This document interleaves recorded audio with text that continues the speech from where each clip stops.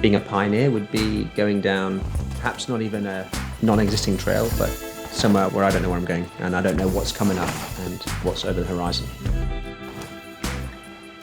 I have 2 Land Rover Discovery 2s and 1 Range Rover Classic. When I moved to the UK, my mum bought one brand new. So I was brought up in my teenage years with one, the exact same one I've got now. I had that in the UK and then I went to Canada and I also bought one there because I would buy cheap ones, end up having to buy another one for a donor for parts.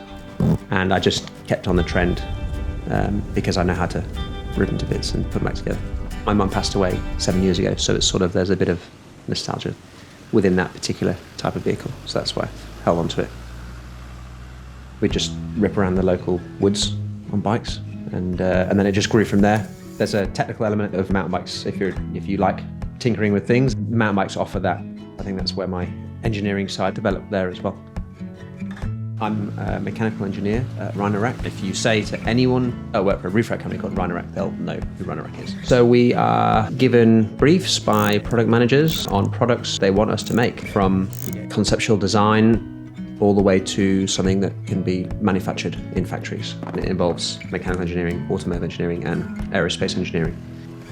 I was told this early on, is that you'll be able to spot a pioneer platform from a mile away, which is funny because you see so many. There's some pride there because you work for that company that is so embedded in the community and so many people have the product. Being able to work on those products, you can relate immediately, which is really cool. I'm also particularly good at taking away more than I need, and the car is full of stuff, like tools and parts for my car, just in case it decides to not like me one day.